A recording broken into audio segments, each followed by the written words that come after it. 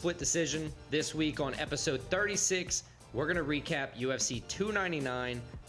O'Malley is actually the first champion of 2024 not to lose his belt. After that, we're going to draft our top 5 marches. And at the Apex this weekend, we've got Fight Night, UFC Vegas 88, Tuivasa versus Tybura. And then we'll wrap everything up with stakes and takes. That's where we settle up our takes from last week and lock in our stakes for this week's games. Don't forget to like, subscribe, and head to splitdecisionpod.com. That's where you're going to find all of our recent podcasts, our top 5s, and more. Again, that is splitdecisionpod.com. All right, let's go.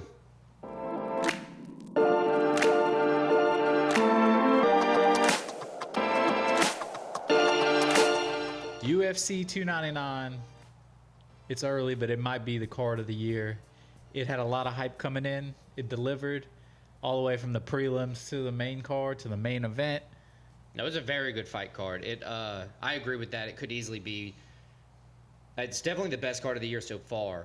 It had the most hype behind it. Had the best fighters going into it. It was good. I liked it. I did too. How'd the prelims go? Let's take a look at those real quick before we get into the main card. Yeah, absolutely. So the prelims were great. Kyler Phillips, he entered the Matrix against the young Punisher, Pedro Munoz. They had a 3-round fight, ended with Munoz taking the red pill. He actually unplugged and lost the fight by split unanimous decision. I think Phillips is a legit contender now too at 135. Yeah, I not rooted against him. I picked against him. Just in who I thought was going to win and lose. I was wrong. I guess I took the red pill there as well. Next, after that, we saw the gamer, Matus Gamrot, toying with RDA. And that's not Richard Dean Anderson. That's Rafael Dos Anjos.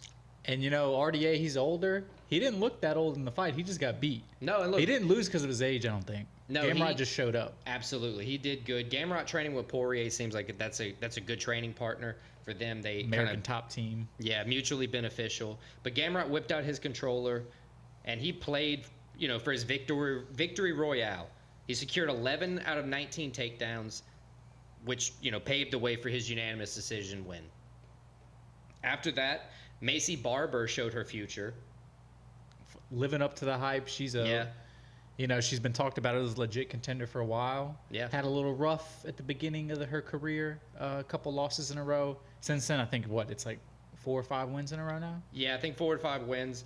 She showed her future's bright. She took down the fighter formerly known as Caitlin Chukagian. Yeah, that threw me off. Yeah, I couldn't imagine on paper how, because it's hard for me to say it now, how hard it was for Anakin, Rogan, and all them to say Sermonera. Yeah, her new name. But yeah, she took down the fighter formerly known as Caitlin Chukagian. The blonde fighter Sermonera didn't do anything to change her future, losing to Maycee Barber also by unanimous decision.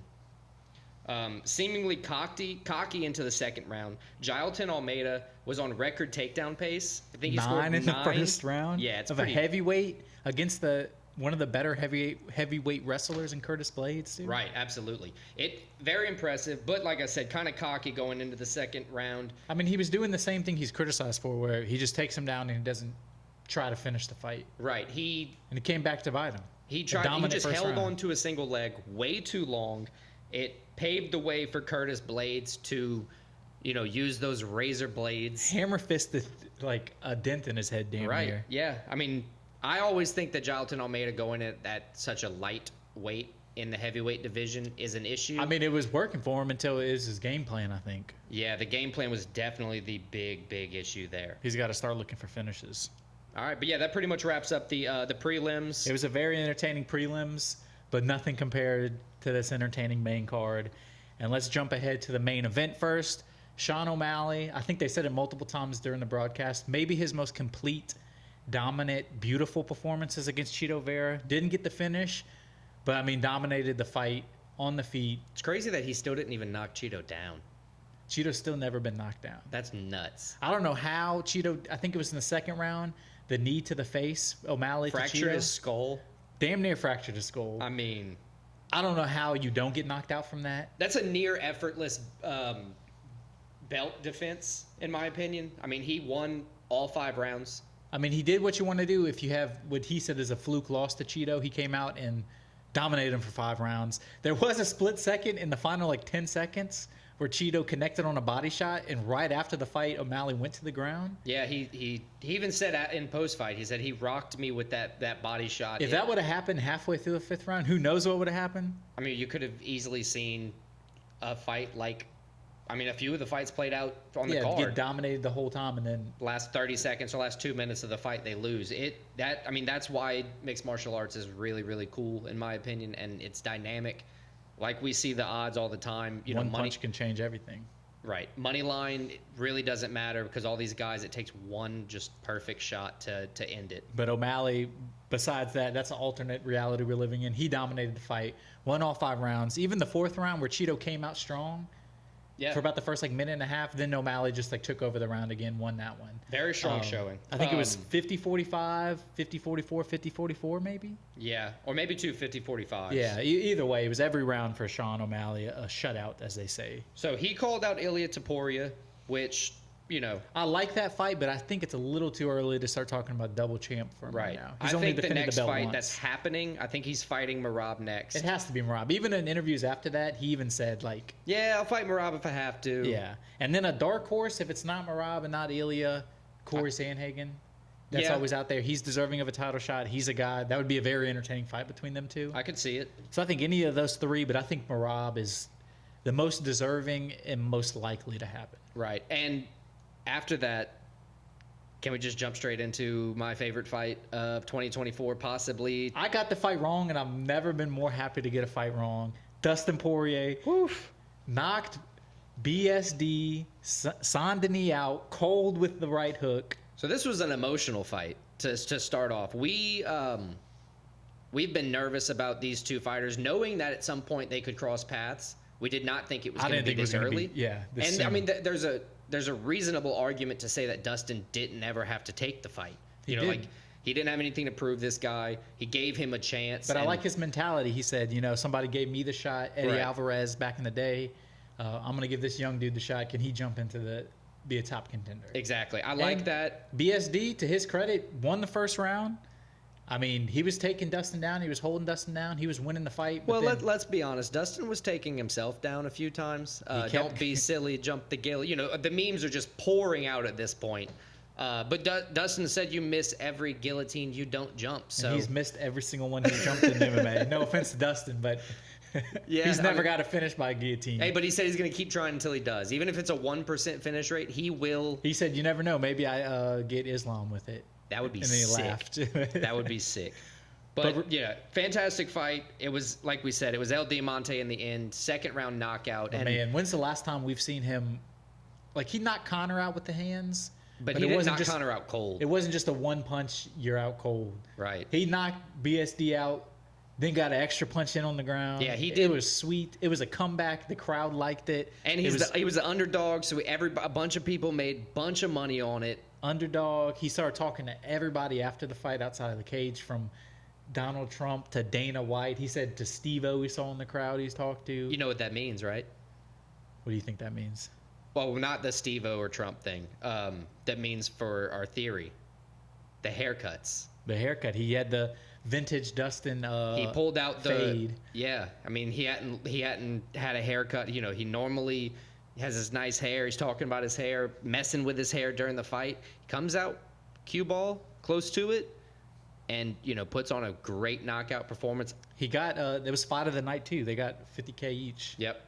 Not even performance of the night, fight of the night. Yeah, all the Dana said all the finishers got 50K. 50K, and then Dustin got fight of the night or performance of the night, whichever one it was. But great showing for him.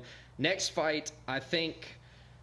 I mean, right now it's looking like it could be. He could. I think it's by technicality get Islam as the title fight next. And if it's not Islam for the title, it's got to be Gaethje. Well, I think it's either Islam, winner of Holloway Gaethje, or winner of Oliveira Sarzukian. Right. Like there's only so many ways. He took his chance of losing with the lower guy. Right. Knocked him out cold. Like, okay, I'm done with that. Right. That's what he told Dana White after. He said, "You give me these young guys, this is what I do."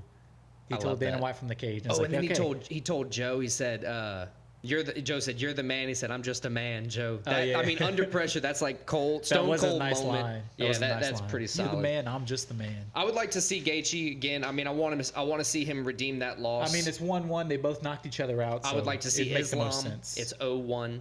You know. Well, he's never fought Islam. Oh no, he lost to He lost to Oliveira and Khabib. I was thinking of Khabib. Islam by extension. That was what I was thinking of. But yeah, I would love to see any of those fights. Holloway or Sarukian as well. All of those are good options. What's next? I saw I forgot what MMA page it was, but they had a dark horse opponent for him as Volk. Volk moving up and them fighting each other, which I would love to see that fight. I just don't think it would. I would like to see it as a fan. I just don't think they would pull that off because Volk versus him, title eliminated. Winner gets a title shot. I just feel like there's a title because Volk's about to fight Topuria. He's got to fight Is he, Topuria. though? I'm sure.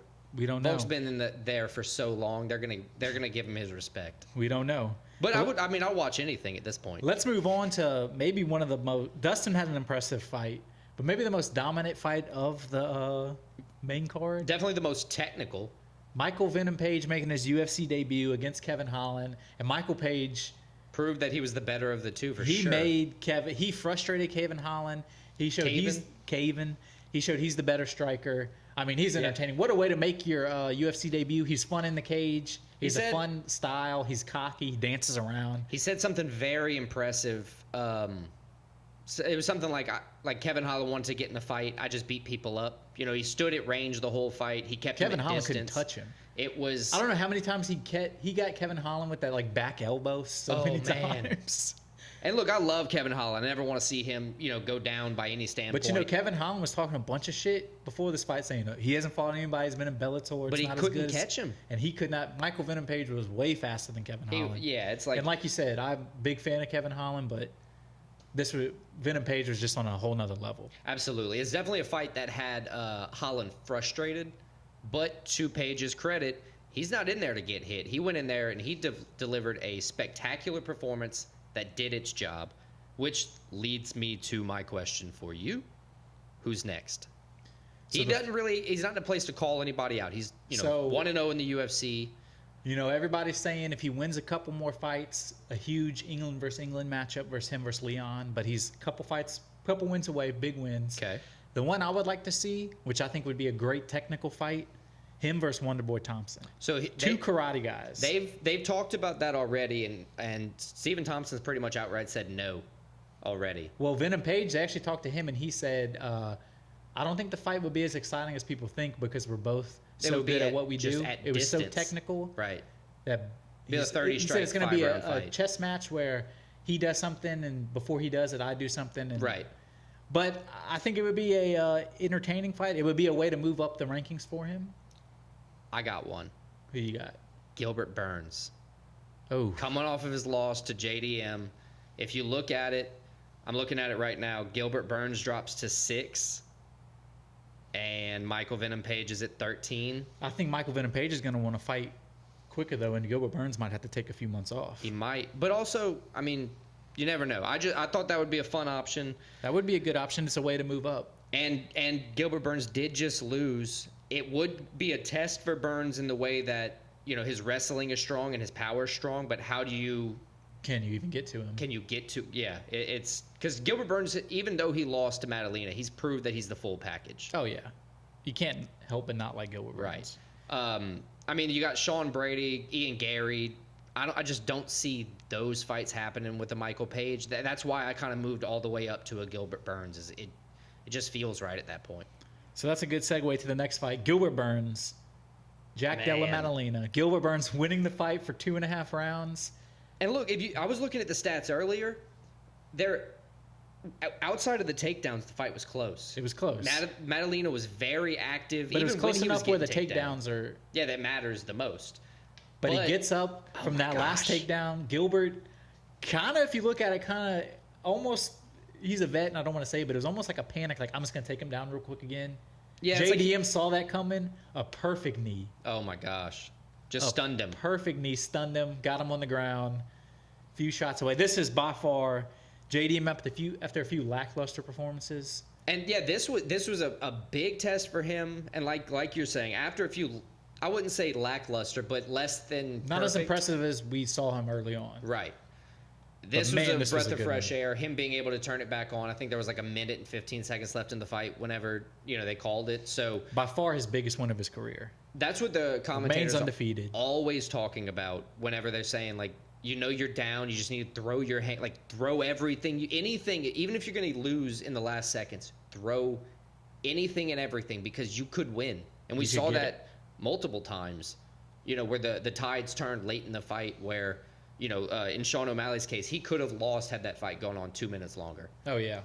So I got an interesting one for you for JDM next. All right. Undefeated JDM, Now, he did have a call out. undefeated Ian Machado Gary. Okay. That's the fight I would like to see next. I think that would be who's That's hype train versus hype train, Yeah, undefeated versus undefeated, rising star versus rising star, Aussie versus Irish. Let's make it happen. He is now, he jumped Ian Gary in the rankings. He's 5th and Ian Gary's 7th. So that's pretty close. I like it. JDM called out Shavkat Rakhmonov, and he pretty much agreed on the spot. Shavkat did? Yeah. I would like to see that, but I think Shavkat, he could wait out for a title. And shot, all the fans are basically like digging the grave for JDM now. They're like, I don't want this actually. Shavkat's one of those dudes, like, until he loses, He's a scary dude. scary. But massive respect. He gives respect to everybody, but I think that actually makes him scarier. Yeah, I agree. I also have a fun one for you. Bilal. Bilal The would be good. always down, and they're just doing anything But they Bilal can. is getting a title. He has to get a title. Well, that's what I'm saying. It seems like they're doing anything they can to not give him a title shot. So if He has to get the title if he doesn't get one, give him JDM, and if he beats Bilal's JDM, right up there with Marab as, like, you have to give him the title shot. especially now that Aljo's in another weight class, absolutely you have to. Yeah. Like, there's nobody else. He's gaslighting everybody in the division beneath him. But yeah, that's a good one. Let's move on to the finale, or the beginning, but our finale of UFC 299. Peter Yan is back, Somewhat. kinda. It was a nice win for Peter Yan over Song Yadong. Peter Yan had some mercy against Song Yadong, where against Aljo, he did not. That was the true no mercy, because he was kneeing him in the face while he While was he's on the ground, yeah. This was a good fight. I liked it. Song, yeah, he lost, but it wasn't a bad performance from Song. Right. I thought in the first round, at first, I was like, oh no. I thought I was right. Peter Yan might be done. Right. I thought it was like, oh man, he looks kind of rough. He wasn't fighting his last fight was almost exactly a year out. With that kind of layoff, you never know what's going to happen. It was a good response from Peter Yan, though. Yeah. Yeah. Moves him back into the win column. Back into the win column, and just like that, I mean, he's a win or two away from. He had a close split decision loss to Yep. O'Malley. Like, he's a win or two away from man. legitimately being like, I could deserve a shot versus O'Malley again. But at this point, I think O'Malley would just piece him up, honestly. He could, but you never know. You never know what could motivate you. But yeah, Yeah. O'Malley is moving on. He's getting better and better. He did that thing where the champs, just get that whatever percentage, like 30% better, whatever it is. It was good. But anyway, the Yan Song Yadong fight, it was close, but obviously Peter Yan Yeah, win. I think he won the last 2 rounds, I believe. So Close first round. who do you think is next? This one was weird because the division's got so much going on in it. I would like to see him fight Chito next. I Okay. think that would be a good fight for both of them. I think Chito's probably going to take a while off. Cheeto's going to take a year off. I would. He probably needs to. I don't think Jan can afford to take those layoffs again. So I don't know if Right. he's willing to wait for that. So let's Say say Henry let's- Cejudo comes back, still fighting. He is Maybe Jan technically versus not Cejudo. retired anymore Jan already. versus Cejudo. that could work. What about if the crazy things happen? If O'Malley fights Taporia, make Peter Yan fight Marab. They just fought, I know. and Marab beat the shit out of him. I know. Make it happen again. just to do it. I don't- Or Sandhagen. Make Well, Yan. they just fought too, though. I know. Give it a. That's the only thing I got. If you're not if it's not Henry Cejudo, the top of the What's division. the wrestler guy? Who? The undefeated one that Anik loves so much. What's his name? Evloev. Yes, Evloev. Why Yeah, not that him? would be a good one. I'd see Evloev. That would make sense. Yeah, that's better than Sandhagen because like Maybe you if said, the winner of Garbrandt Figueiredo next month. yeah, Yeah, because both of them have to take time off anyway. I mean, they're always laid off for at least 3 months. And if they can't book anything, then Yeah, so there's some options for Jan. I think he's still a few wins away from being a legitimate title contender again, but he's back. like we said, somewhat back.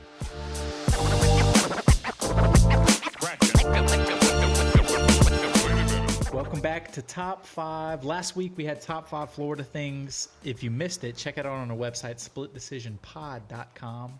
This week, we again return to the Vegas Apex, UFC Apex. Woohoo! So we got to be creative with our top 5. And what better way to welcome the new month, which I think it's actually halfway through the month. I realized I'm about to get paid. Nice. Our top 5 March things. Now, this could be anything from literal marches to the month of March to whatever you can somehow relate this to. As always, very open-ended. Top 5 marches. As always, very contentious. I think it's your pick first. Yep. Would you remember your top Florida thing from last week? My top Florida thing from last week, I believe, was the beaches, right? It was. Beaches, yes. Good job. Just want to make sure you're paying attention. So that was my top pick from last week. What is your top pick March things from this week? Man, I got to go with a classic. March Madness. That was my 1-1. I'm going to be honest. It's a kickoff March for sports. After that, we have the sports drought for a little while. Not us, because we have UFC. But well, not necessarily, because we have NHL playoffs. I'm not watching NBA hockey. Playoffs. We got I'm gonna watch soccer. some hockey. We got but it's baseball starting up. It's a big basketball tournament. It's synonymous when you think of the word March and you're a March sports Madness. fan. March Madness. It's an easy 1-1. Great tournament. I love filling out the bracket. Yeah, we're gonna be doing that. Shout out will be instead of for the tournament, for the weeks of the tournament, we're not going to be doing... Our picks are going to be that. Right. We're going to be figuring out a way to do our own bracket, keep ourselves alive some way, shape, or form. But so March Madness, top 1-1 pick. I can't even hate on that. That was going to be my 1-1. I think that's a good pick. Sweet. Appreciate it. What you got, sir? So my number 1, this is actually my guest pick. Uh-oh. This is from Clara. Shout out, Clara. I think it's the thing most synonymous when you think of March. It's spring. It's the weather changes, springtime, best season of the year, best weather of the year. Finally, it's not cold anymore. No more cold droughts. Sun's out. Grass is green. Flowers growing. I like sunlight. Springtime. I just think it's synonymous with March. Happiness. It's all about like the new. This is like the real new year, like regrowth and everything. Springtime. Yeah. No, I agree. That is a good pick. The spring is. It's the kickoff. You got the spring cleaning. That's happening right around now. Everybody's... It's a good refresh. Yeah. Getting back out there. Getting that winter fat off for the summer. It's when you start. Exactly. It's perfect. I like it. Springtime, my 1-1, courtesy of Clara. My second pick. This is where we can go a lot of different ways. At the second pick? The second pick. And I'm going to go away. That's going to win the hearts of America. I'm going to go the March on Washington. The I Have a Dream speech from Martin Luther King. I mean, most famous probably speech of all time. It's American history. It's about civil rights. It's about everybody being equal. I mean, I have a dream. Everybody knows that. I agree. It is a good pick. It's iconic, him just standing at the podium saying that. Right. I mean, it's one of the best marches of all time. I have no issue with the pick itself. I hope you don't. I just have issues with your obvious peddling with the pick. No, that's no peddling at all. We'll see. Who am I peddling to? All 10 people listening? Fair. But So maybe you are peddling to them. You just said, I'm going to steal the hearts of America. So my second pick, the March on Washington, I Have a Dream speech. That's a good pick. That is a good pick. You're right. This is where things get weird because... You can go a lot of different ways. Right. And my second pick for the top 5 marches, it's simply going to be the month of. The month of March. Yeah, March. The month of March. Yeah, that's a lame pick, and you know it. Yeah, but it's up there. When you think of March, what do you think of? The month of March. I think of March Madness, honestly, going back to Yeah, that's why I have my first pick. And what do you think of second when you think? Spring. Oh, okay. Yeah, sure. And then I Have a Dream. Never think about March when March comes up. I get it. Yeah.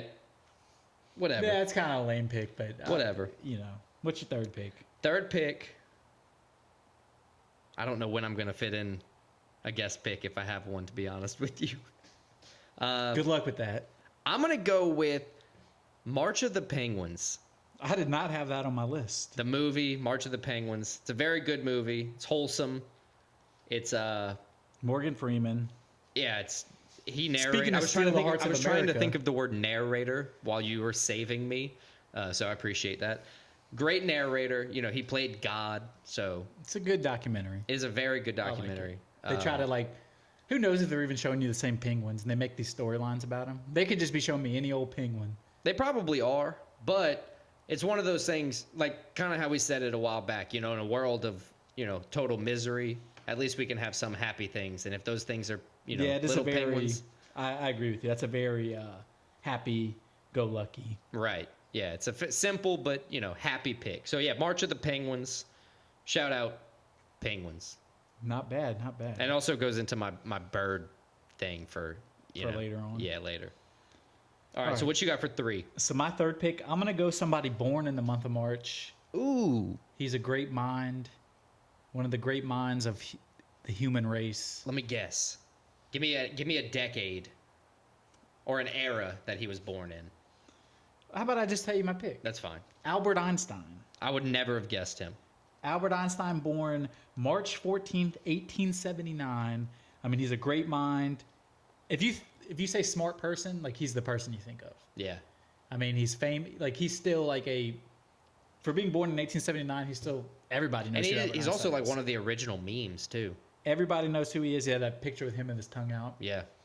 So Which is Albert super Einstein, I mean, hard to beat. Oh wow. Also, he's even in Oppenheimer. I was gonna say relevant now because of Oppenheimer. Well, not because, but he was the one that's brought back into. Yeah, this probably not. You pretty much ruined the whole planet because you're a smart guy too. It's a ticking time bomb now till we're dead. But Good job, buddy. Albert Einstein, my third pick. Yeah, I like it. And then my fourth pick, I think you might be a little upset with my fourth pick. Oh, I'm looking at it. I know what you're gonna The do. Imperial March from I have Star it. Wars. I mean, it's iconic. The song. Bum, bum, bum, bum, bum, bum, Even if you don't know bum, Star bum, Wars, you know the Imperial bum, March song. bum, It's synonymous with Star bum, Wars. bum, Everybody bum. loves that song. It's a great song. Everybody loves. No, then everybody doesn't love Star Wars. Even college bands, for football games and stuff, yeah, they play that. That's very during the common game. in college. Like a marching sports. band. Yeah. So the Imperial March, I think it's just iconic, hard to beat. It's definitely a top 5 march. No, that's good. I can't really complain about that at all. I am peeved. Does kind of not piss me off, but you knew. You are the Star Wars guy. You knew what you were doing there. I thought it was going to be earlier. You were going to pick it earlier, so. Yeah, I probably could have gone with that for third and done something other than the month of March in second. But whatever. We live and we learn. I'm going with the Ides of March. I had that one too. Just March 15th. Yeah, but specifically written out like the Ides of March, like the Fates said it. Do you know what happened on the Ides of March? Man, who died? Julius Caesar. That was Caesar. I didn't want to. Did you know there's the Ides of every month? Forgot we're videoing it now, to be honest with you. I was trying to Google quickly, and then I realized that people can see me Googling quickly. But yeah, Ides of March is Caesar, Et Brute. It's one of those famous sayings or famous quotes. I like just the how it flows. Ides of March. Yeah, Sounds very. it's it's up there with like Cinco de Mayo. It's like one of the ones you get in a either old saying or other language. So yeah, Not a bad pick. So what's your last pick? Ides of March. I'm going to go with a marching band, but the specific oldest marching band, the Notre Dame Fighting Irish Marching Band. Oh, if you're going to go marching band, you got to go Southern or Grambling. That would be my wife's pick. So shut up. The Notre Dame, the Catholic marching band. Notre Dame Fighting Irish Marching Band is the name of them. So that's the 5th pick. Shout out Maddie. Is what it is. Thank you for the 5th pick. I appreciate it. Notre My Dame fifth pick Fighting is- Irish Marching My Band. 5th pick is going to blow your mind.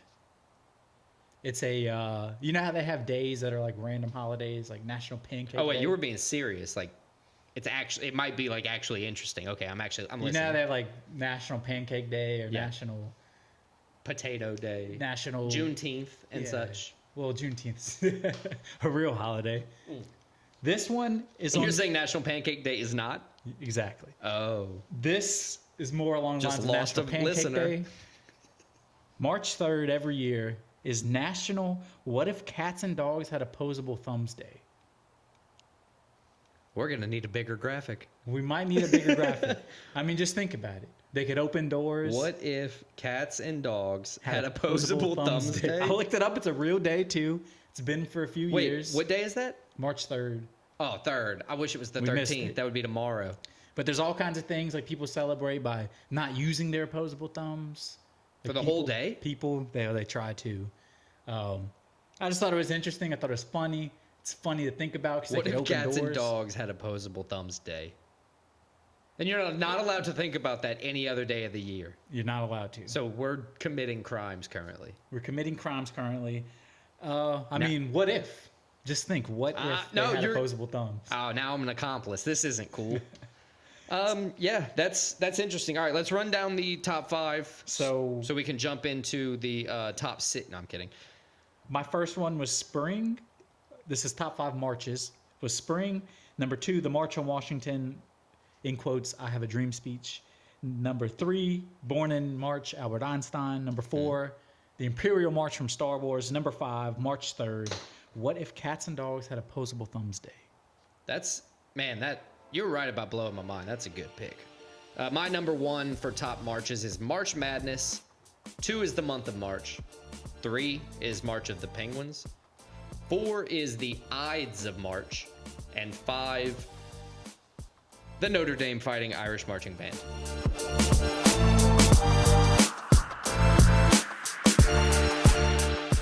Okay, so we went over UFC 299, gave you the recap on that, gave you our top 5 March things. Now let's move on to the card upcoming this weekend. We return to the Apex for UFC Vegas 88, a 6-fight main card. Yes. Some interesting fights. A little bit of a letdown compared to last week, but I don't think any card could live up to last week. Maybe save UFC 300. I don't know, man. I'm less excited about UFC 300 after experiencing UFC 299. I'm kind of less excited. I don't know. The second fight on UFC 300 is Figueiredo versus Cody Garbrandt. I don't know. But anyway, we're going to jump into this one. We're going to cover the main card. First fight we're going to cover is the main card opener. Gerald Meerschaert, GM3, Brian Bam Bam Barberena. Meerschaert comes in 35 wins, 17 losses with a 10-9 UFC record. He's taking on Barberena, 18 wins, 11 losses. He's 9-9 in the UFC. So both guys kind of hovering around that 500 mark in the UFC, up and down. Both guys also Coming on losing streaks. Right, I was gonna say 2 and 3 in their last 5. Yeah, so Meerschaert has lost his last 2. Barberena, he's lost his last 3. Yeah. 2 of those by submission too. Yeah, but look, And Meerschaert is a submission specialist with 27 out of his 35 wins coming by sub. yeah, that's a lot. But I want to point out for Meerschaert, to Meerschaert's credit, he did lose to Joe Pyfer, Petrosky, and Chris. Man, I'm gonna butcher this one. Christoltas Jotko. Sure. The first 2 way more important of a loss, but I couldn't say 2 of the 3. One of Barberena's losses is by RDA too, so that's not a bad loss. But, Right. But just to say, But both guys trying to come in and right the ship, you would say. Yeah. One interesting thing, Meerschaert, I just mentioned how good he is on the ground. His last 7 victories have all been by submission. yeah, 27 submissions in his career. I mean, I'd imagine the guy's shooting a few about. So he's a guy that's going to come in and try to get a sub. And Barberena's a guy who, in his mind coming into this fight is, all right, I've lost 2 out of my last 3 by submission, 3 in a row. I cannot get subbed. So sometimes if you come in just thinking that, it could hurt your game plan. How do you think this fight goes, though? Well, Because it seems like a mismatch just stylistically for Barberena. I was about to say that very thing. Stylistically, it's a big mismatch. I mean, you have somebody who, this will be the 3rd time, 27 submissions. That's just astounding to have a professional crazy. fighting career and you submitted. You have 27 wins, let alone 27 submission wins. Right. And then of Brian Barberina's 11 losses, 3 of them have been subs when he's just the power guy. You know, he's got 11 KOs in his side. Now, I will say GM3 is 4-0 when he's the favorite. So that's good, in my opinion. He's a slight favorite in this one. And he's 10-7 against fighters with shorter reach. So that's an interesting stat.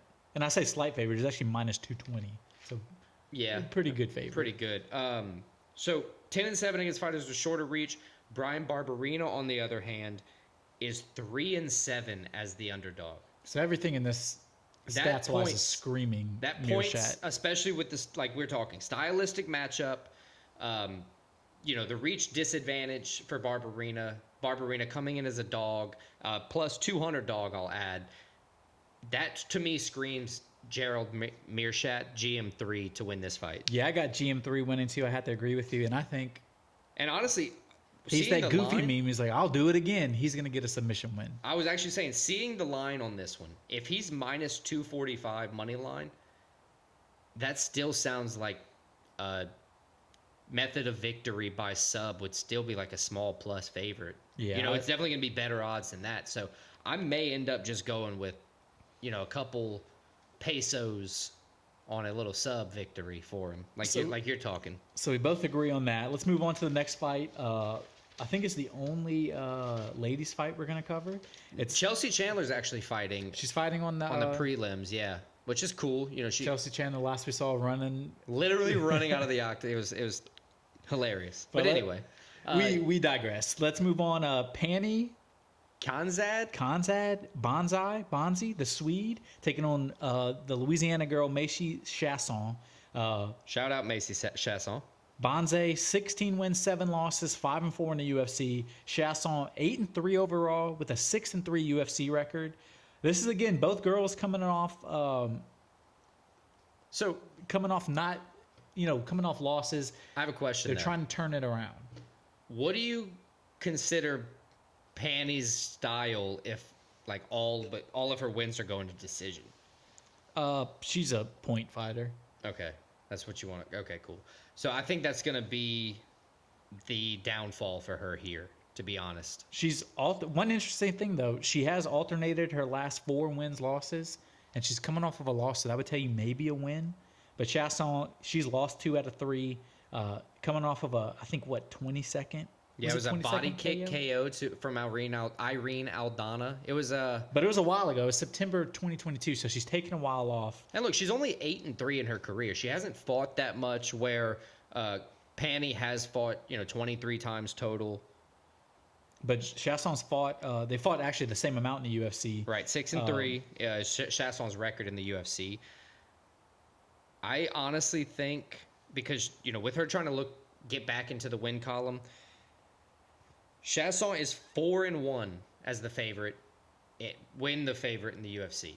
That's really all I have as my leg to stand on here because they both kind of had rocky roads in recent times, and I love that ice cream.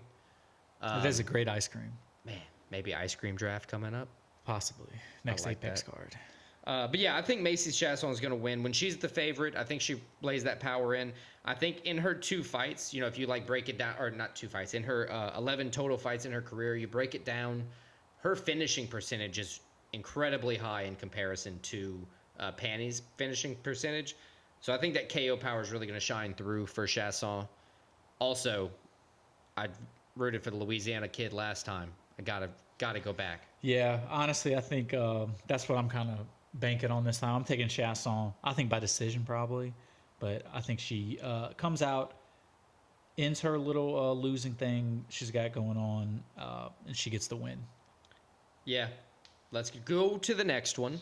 Christian C-Rod Rodriguez, also known as the guy who beat Rosa Jr. Yeah, thank God. Yep, he would be the one guy that delivered the 18 at the time, I believe. I think he was 18 at the time. 18-year-old, his lone loss in the UFC. Also, Christian Rodriguez has a very clever nickname. It's a real thinker. C-Rod, like A-Rod, Alex C-Rod. Rodriguez. It's a good nickname. It plays the whole thing. He's taking on The Midwest Choppa. Isaac Dolgarian. The last name is impressive. Dolgarian with a D. He's 6-0, so he's coming in the favorite, Only his second UFC fight, though. spouting an undefeated record. His first UFC fight was a first-round TKO, so, I mean, you can't start off any better than that to start your career. But, I mean, as you said, Rodriguez is no slouch either. 10-1, 3-1 in the UFC with 3 straight victories. Yeah. I mean, he's he's never been finished. He beat Cameron Simon. He's done good. Cameron Simon, that's a good win in his last fight. He was a very impressive it really performance. was. Yep. He's well-rounded, too. He can do it. He can do it stand-up. He's good on the ground. I but agree. then again, so is the Midwest Choppa. So the thing with Isaac, I think he's going to face, the thing that you kind of have a problem with when you come into the UFC not having a large professional background is there's not a lot of game plan, to go against you. So the fighters who you're facing, they're planning on what they hear, right? The other thing is Dolgarian's going to just consistently face test after test after test because he has to prove himself here. He never really got a chance to prove himself in his regional circuit and then kind of get hype. He's got to show up here and do the 4 KOs to submission. He's got to finish. I mean, these are both guys, I everybody. think, trying to prove themselves right now. Right. Because both guys are, they get a win here and a couple more wins. They're now looking at a ranked opponent. Right. And once you get ranked, And both guys, you start stacking up wins. It's just a matter of time. I think given Christian Rodriguez's slightly more experience in the UFC, I think given his 3-fight win streak, I think he's kind of got a little bit more hype around him. I think he has what it takes, and I think he is going to take down Isaac Dolgarian, the I agree Midwest with you. Choppa. I like every fight I've watched of Rodriguez. I've been impressed. He seems like he's getting better. I think the UFC experience is going to play a factor into this. I think he gets his 4th straight win. I got C-Rod getting the dub as well. C-Rod. So let's move on. Next fight from 2 20-year-olds fighting. Now we got a 40-year-old fighting a 31-year-old. We got OSP, Ovis St. Pro, the Haitian, coming in 26 wins, 17 losses. Get this, 14 wins, 12 losses in the UFC. That's a lot. Taking on Kennedy, and help me with this last name, Chikuwu. the African Savage, 12 wins, 4 losses. He's coming off of a loss in August of last year. First round TKO to Jacoby. St. Preux also coming off of a loss, but it was last February, first round TKO. He's lost 3 out of 4, all by KO as well. That's interesting. Very interesting. OSP lost to Felipe Lins by knockout. Felipe Lins was, big underdog who just won a couple weeks ago. So that's big. OSP, though, he does have the Von Fluke choke. They renamed it after him because he's had it so many times. Yeah, he's like the only guy that's doing it. St. Preux choke, they call it now. Which I don't know if that's a good thing or a bad thing. If you're the only guy doing it, maybe it's hard to defend, but that just makes it even harder to get. I mean, he's had it like 3 or 4 times in the UFC, though. So Yeah. shout out to him. So the American Savage has been KOing people, throughout his time in the UFC. African Savage. That's what I meant. Sorry. I was looking at Ovin St. Peru. He says he's from Knoxville, Tennessee. Or he's fighting out of Knoxville now. He played at football at University of Tennessee. That's cool. I didn't know that. I'll say this: Kennedy fights crazy. He fights crazy. He's But he a guy. fights with a lot of power. He's a guy. It's like one of us is getting knocked out. Is kind of his mentality. Yeah, he's like one of us is leaving here. In the last fight, on it a was him stretcher. getting knocked out. Right. I think the youthfulness and the size are going to play a factor into this. So I think Kennedy probably comes in with that same game plan. Yeah, just kind of go out crazy. And look, Kennedy also has that thing where, like, if he needs to and, like, you just won't go out, he'll choke you out. He can choke you. He doesn't do it often. He's only done it once, but he's only fought 11 times. So he's shown that he knows how to do it. He just prefers to end it soon, quick. I think Kennedy gets the bounce back win. I think he comes in OSP, a loss right here, another KO loss, 4-5 if he loses this. Maybe time to think about wrapping it up. But who are we to say that? But I got the African Savage getting the KO win. Sweet. Yeah, I'm right there with you. Next up, Co-main event. co-main, Brian the Butcher Battle, Pooh Bear. 10-2, 3 KOs, 5 subs, 2 decisions. 5-1 in the UFC. He's a fun guy to watch too, because he can do it all. Yeah, he was unrecognizable nowadays. He used to have really long hair, and I'm gonna key you in. He had a haircut after his last loss to Rinat Fakhretdinov. And 2 straight wins, including over our boy AJ Fletcher. Yep. Lusa has been fighting so far by decision in the UFC. He's got 2 wins and a loss. Lusa from Switzerland / the Congo. Did not know that. The last ninja. Brian Battle is 3-0 as the favorite, so that's a big one. Brian Battle, a big finisher. Lusa, never been finished. His 3 career losses all by decision. Brian Battle's also 5-1 with reach advantage. He's also 5-1 in the UFC. Look at that. Haha. Makes me say, and with the haircut, smash the Brian Battle button. Last time out, I picked against Brian Battle. Not doing that again. I think he's on a Both guys on a tear. 2-fight win streak. I think he's going to be on a good tear this time. Both guys on a 2-fight win streak. Both guys Battle, as we said, 5-1 UFC. Lusa 2-1 in the UFC. So both kind of maybe getting the hang of the UFC. But I agree with you. I think Brian Battle, I love watching this guy fight. He's exciting. He was on The Ultimate Fighter a few years ago and won it.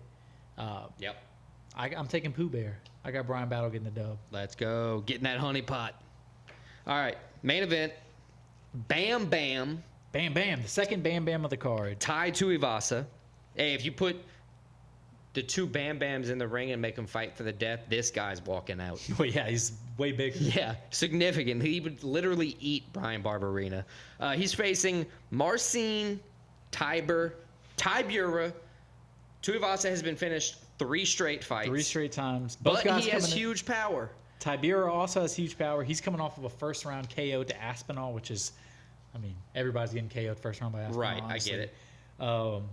Tybura been in the UFC. He's 11-7. He's been in a while. 38 years old. The thing, Tai Tuivasa been in a while, but he's only 30 years old. So 8-6 in the UFC, but as you said, 3 straight losses. So he's kind of what's happening. my thing with Tuivasa here is Tuivasa was finished 3 straight, but he lost to Gon, Volkov, and Pavlovich. Like he lost to 3 people in the top 7, I think. But I mean, Tiberia's right there too. Yeah, no, I'm kind of gonna say that The Polish man. he was also quickly defeated by Aspinall, but he hasn't lost 3 straight. So it's a bit of a play on. Regardless, I don't where think they're this at. fight is lasting that long. No, second, third, 3 round at most. Both guys, although Tibera does have 9 decision wins, 12 out of his 32 fights have been decision. Yeah. So I mean, for a heavyweight, he can go to the card and win. Tuivasa wins 78% of the time as the favorite. That's my little stat. 14 out of his 15 wins are by KO. Bad This is stat. crazy. Bad stat if you're taking Tuivasa. Tybura is 3-1 against southpaws. Oof. The one would be Aspinall. Yeah.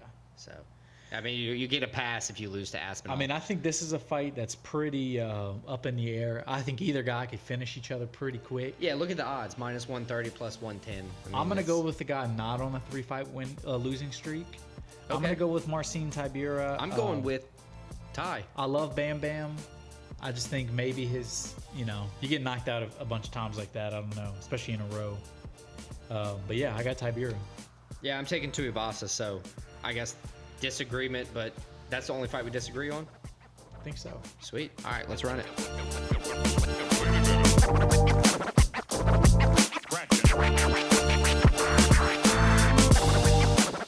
Okay, good.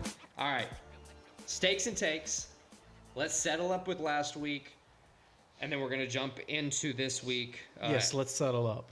God, I hate this part when I don't do good. I went 3-2 in the UFC, 3-2 in pick my own picks.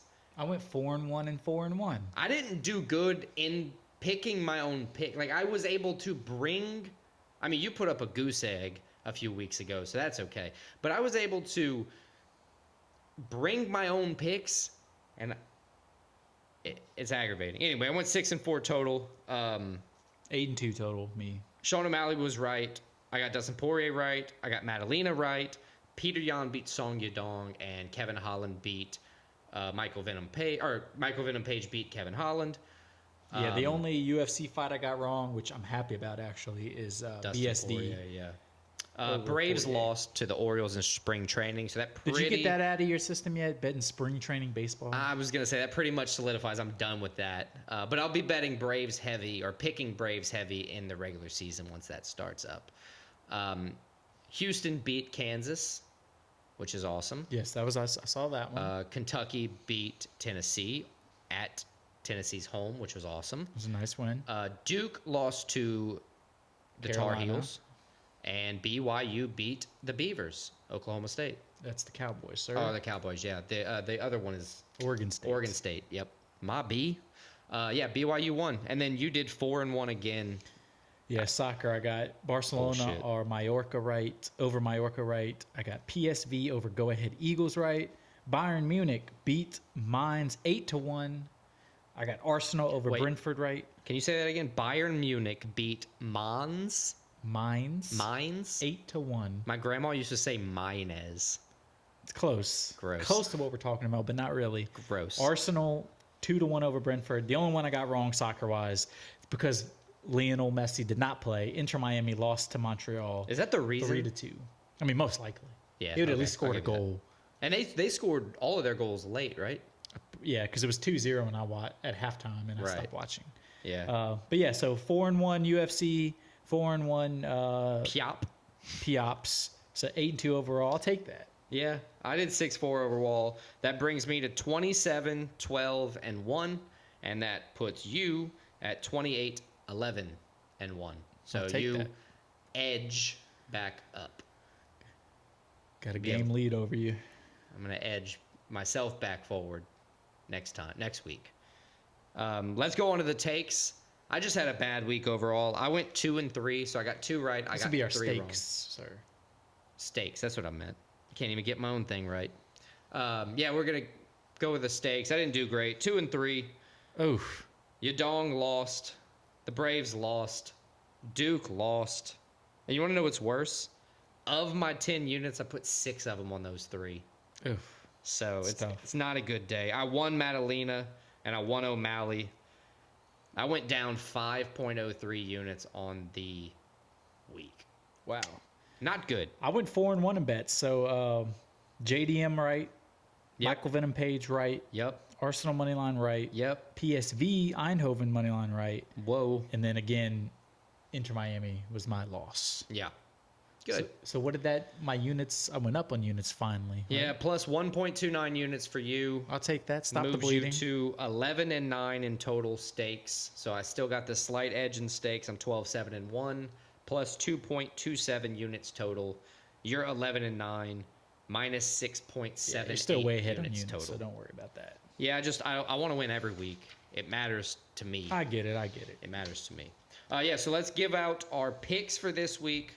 Figure out how we're going to do that, and then jump into, or that's our takes for this week, and then we'll jump into our stakes for this week. So let's I go. took a page out of your book. I'll give you my picks first. I did a theme this week. Awesome. I like themes. So my theme this week. Do I have to guess? Because I already forgot what you told me it was. No, because you're not going to guess it. Okay, good. Just tell me. Again, all soccer. But All my right. theme this week is league leaders. Oh, So yeah. I would never have Each guessed of my that. picks is the league leader in their respective league. And we're going to start off in the Netherlands. I got PSV Eindhoven taking on FC 20. PSV first place, 22 wins, 3 draws, 0 losses in the league. 20 is not a bad team, though. They're in third place. But going to Eindhoven, this is the third time they've played this season. PSV won the first matchup 3-0, won the second matchup 3-1. Okay. I think Eindhoven keeps that going. PSV, first place, continues to be first place. Fair enough. Now we're going to go to Germany. SC Let me Friedberg, Let me not. simmer down. The 8th place team in the Bundesliga, taking on Bayer Leverkusen. Okay. Leverkusen first place. Again, no losses in the league. 21 wins, 4 draws. They've played once this year. Leverkusen won 2-1. Obviously, Leverkusen first place. Told you my theme. Yep. Got Leverkusen as my pick on that one. Now we go to Italy. Internazionale, Inter Milan, taking on Napoli. Milan, first place. Napoli, 7th place. Third time they've played this year. Napoli still hasn't scored on them yet. First was 3-0. Second one was 1-0 Inter. I think Inter at home continues to win. So Inter's my pick. And then finally, we're going to end in France. Montpellier hosting the league leaders PSG.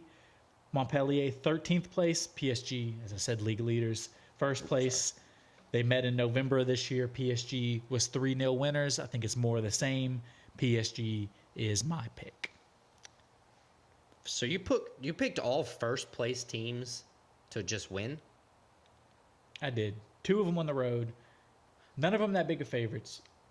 Only one is more than minus 200. That's, I mean, when you say the theme, it sounds kind of like, oh, that sucks for me. Like, I'm just going to get completely shit on this week. But it's not necessarily the case. Like, you had Inter Miami. You know how soccer is. Yeah. A lot of draws. The odds, yeah. A lot of draws. All right, next, I actually have a soccer pick this week. Oh. But I'm going to go to Friday first because that's the day before Saturday where all the rest of my picks are. Gotcha. I got the Hawks on the road playing the Jazz. The Atlanta Hawks? The Atlanta Hawks. Playing the Utah Jazz. They won, the last three out of 5. Hawks have better overall stats. I have the Hawks winning. I got a Big Bird theme this week. Took the Penguins. Big Bird? Big Bird. Okay. Sesame Street. Let's start counting up these wins. Hawks are going to win over the Jazz. Okay. After that, I got another NBA on Saturday. Trailblazers. The Trailblazers are going to get on the road, fly down to the south, play the New Orleans Pelicans. The Trailblazers aren't the Birds, though. They're playing the Pelicans. Yeah, but why are the Trailblazers flying? Because they have to get on a plane. The team has to get on a plane. Yeah, but if your theme's birds and you talk about flying and your analogies, you can't. I didn't write this down. So Pelicans are at home. The Pels won last time. They're 4-1 the last 5. When they played last time and Pelicans beat them, Zion didn't play. I expect him to play this week. I picked the Pelicans. Next, little NHL action. I got the Rangers at the Penguins. Pittsburgh Penguins. Boom. Bit of a losing streak for the Penguins, I'll be honest. They're not. There's so many bird teams. It was an issue for me. I'm not gonna lie. I believe that Sidney Crosby's gonna turn it on this game. The Rangers have been beaten before. I think they have like 18 losses. I believe. Well, yeah, it's like saying a baseball team's been beaten. Yeah, I believe in the Penguins, and the Rangers have one of the worst defense. They allow a lot of goals, so I think it could be a high-scoring game, and at which point the Penguins could benefit. And then my lone soccer pick, I'm just hoping I don't ruin the ball game for myself. Fulham at Tottenham Hotspur. A London derby. Thank you for telling me where or what. Both in London. 4-0 last game. 3-1 their game before that. So 7 goals for, 1 goal against in the past 2 games. They're 4th for goals for in their league, and I couldn't name a single person on the team. But outside of that, I still think Tottenham Hotspur is going to win. I don't even know what kind of bird is their logo, but it's a bird. Like a rooster or something. Yeah, it's a bird. So I got all the birds winning this week. If the Eagles are playing in the Super Bowl, I'd still bet against them, though. That was just a jab for no reason. Safe bet. Yeah, so that's our. Yeah, they didn't even play in the Super Bowl this year. I know. I was just being mean. But yeah, that's my takes and your takes. Let's go to our stakes. I like stakes. I got 3 UFC, 1 NBA, and 1 other. I got 2 UFC, 3 football. I got a football. Macy Chassaw money line minus 210. I'm putting 2 units on that. You have any of that? No? I do not. Brian Battle, I'm putting 3 units on that haircut to win. Minus 175 money line. It's not bad. Christian Rodriguez, plus odds. I do have that one. I have Christian Rodriguez plus 125, 1 unit. I'm thinking it's probably plus 125, not plus 160. I have it written down as plus 160, but I'm probably wrong. I got 1 unit on that one. And what's your other UFC? My other UFC is the main event. I got 1 unit, Marcin Tybura plus 110. Sweet. I'm taking the Pelicans money line at home against the Trailblazers. I think they're going to win. They're significantly better than the Trailblazers. I just don't have a money line out because they have, I think, a game tomorrow that they got to play first. But I'm dropping 2 units on that. And then before you go to soccer, I'm going to cover mine. I got Tottenham Hotspur, money line plus 105. I'm putting 2 units there simply because they're like 7-1 goals for to against. And, you know, they're like 4th in goals for in their league. So I'm just going to smash that one. Not a bad pick. Let's go. What you got? So my 3 soccer, I got 1 unit, Paris Saint-Germain minus 175 over Montpellier. I got 3 units, PSV Eindhoven over FC 20. Oof. And then I got 4 units, Inter Milan over Napoli. That'll be where the bread is exchanged Is for won, sure. Hopefully. We'll see. So I think that about wraps up episode 36. Yeah. Check us out next week. We're going to recap UFC Vegas 88. What card is next week? I have no idea what card is next week. I haven't looked ahead yet. It is UFC. I think it's UFC Vegas 89, actually. 89. Yeah, something like that. I didn't look, but we got UFC fights up until UFC 300. It's going to be fun. It's actually Reba Namajunas. Rose is back. Okay, so that's not a bad fight. And it is in the Apex, March 23rd. Then So we're yeah, gonna- we'll be back to cover that, recap this, cover that. Have a new Have some top stakes. 5. Have a some new takes. stakes. Have Oh, some if we're in the takes. Apex, we might be able to get an ice cream draft going. Possibly to be announced. But yeah, check us out next time.